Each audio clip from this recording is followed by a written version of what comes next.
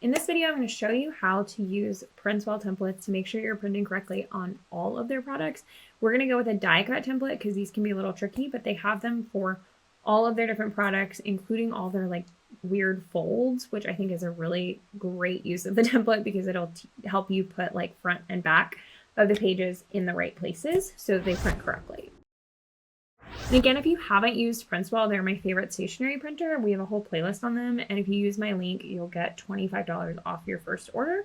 So definitely check them out. So how do you find the templates? If you are logged into their ordering system, you'll just click need help. Otherwise, this is kind of where their website goes anyway.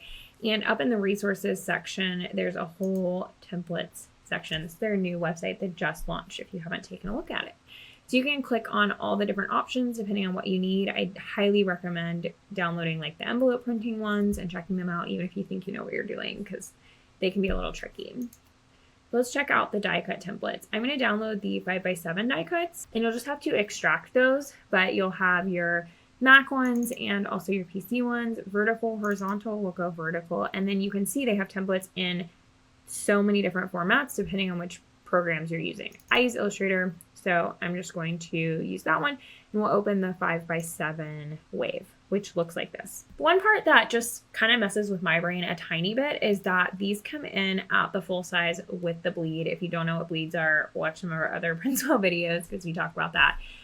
So they want you to submit a file that's 5.25 by 7.25, but the way that my brain works, I like to look at the artboard being the final size of the product. So I want my artboard to be 5x7. And what you can see there is now our artboard closely matches that wave shape, which makes a lot more sense. So that's where the final product is going to be and the size that that's going to be. And then now we have that outer section looking more like the bleed. Usually I'm going to have my document set up so that we have that 0.125 bleed on all sides. Red line matches their template perfectly. So I just like to change the artboards in that case, or if I'm designing, I'm going to design on a 5x7 artboard and then I can bring their template over into that artboard. The one thing that I've done to make things easier on me and potentially you is I've created a library that has a lot of these templates already in it. So in the die cut shapes section of the Stationery Swatch book, we have all of the different templates. Down here we have PrintsWell envelope liners and PrintsWell shapes. So you can grab any of the templates that you need and just bring them out. Like if you're using this A7 arch, you can just bring this out and we've got the A7 arch shape ready to go. The Stationery Swatch book includes a bunch of other vendor shapes as well as a bunch of color palettes that you might use as a stationery designer. So if you want to check it out, I'll link it in the description for you. So just understand that that shape is going to be the trim line, and then there's still going to be like the bleed edge and the safe margin that you kind of have to just be comfortable with as you're designing. So what do these different lines mean? The bleed edge is where you need the design to go to if it's going to bleed off the edge of the paper. So if I was going to print this purple rectangle on the page, I need it to not stop at the edge of the 5x7 page. I need it to go all the way out to the bleed line. That's because they're going to print it on a larger piece of paper and then cut it down to size. And PrintsWell requires a bleed on every document that you upload, even if the design doesn't bleed. So even if the purple box is in the middle of the page, you still need to have that extra 1/8 of an inch on all sides. And if any of your design does bleed over the edge of the page, just make sure the actual design extends all the way to that bleed line or further in case the cuts shift a little bit when they're cutting it down to size. Next up, the dotted red line is going to be the trim line. This is pretty much the end of what you're going to get. It's the final size of the product. So in this case, that line is typically going to be 5x7. In this case, it's a tiny bit more because of the wave shape. So that's going to be pretty much your end line. That's the line that I use when I'm showing clients what it's going to look like. So I use that exact same trim line, put it on here and fill it in, and that way my client is going to see what the page is going to be trimmed to. Lastly, this green line is the safe margin. So anything outside of that could potentially be cut off. Most of the time it won't, but please don't rely on that. So you want your design to fit within that safe line. So for instance, if we grab this particular text and we paste it on here. We just don't want to put it too close to the edge because you never know when something might happen in printing or cutting. So we're going to put it within the safe line and we're going to be safe to go. That's not to say that you can't have any kind of design outside the safe line. If you have this purple block that you want to print and you want it to bleed especially, you're going to have to get it outside of that safe line.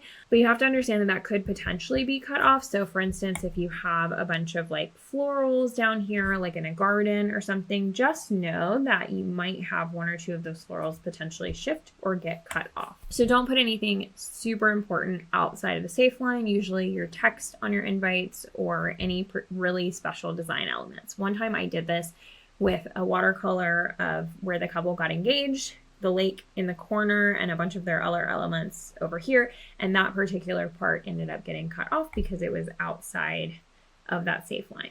Now they have a couple things here, most of which we'd covered. One thing is that borders that closely follow the edge of the die cut are not recommended. So for instance, if we wanted to print a large green border on this piece and we wanted it to really closely follow the wave, it can work. I would always order like 15 to 20% extra here because things always shift when they are being printed. So I'm going to typically use either that safe line, or if you want the border to extend and bleed off the page, I would typically use the trim line to do that. So I would take the trim line a shape like this and just make the stroke whatever color you want, and then just keep making it thicker until it's the size of the border.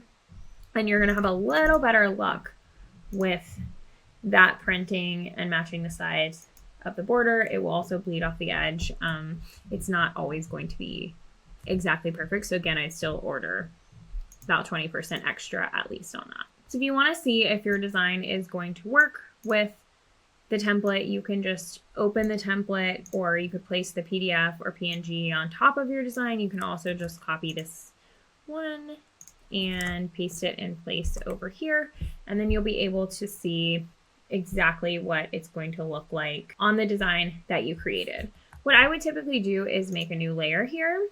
So we'll make a new layer and we'll name it template. We'll spell it right though.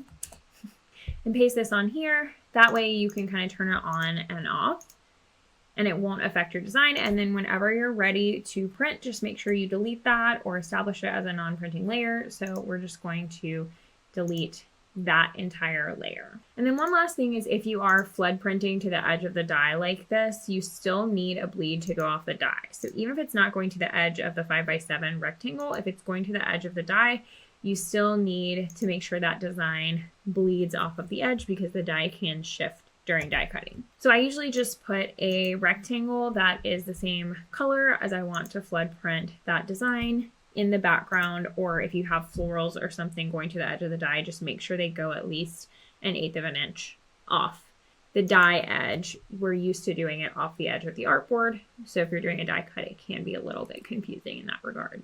So again, you can access templates for everything on their main website with resources, templates, and they'll even have like a lot more information on the envelope setup, liners. Some of the like folded cards are going to be really interesting, like Z folds, tent folds, quad folds, because they're going to give you information about which is like the front of the card and which is the back of the card. So when it's folded, it's all in the right orientation and what you mean to be on the front of page 1 and on the back of page 1 are correct. So let me know what other questions you have about working with PrintsWell. They have so many good resources in that resources section that will help you set up all your files. I also have a whole playlist of videos about how to order with them and how to set up a bunch of different types of products. So if there's anything you're curious about, check out that playlist, and also feel free to comment and ask me. And if you haven't used PrintsWell yet, if you use my link in the description or tell them Laney sent you, you'll get $25 off of your first order with them. Thanks so much for watching.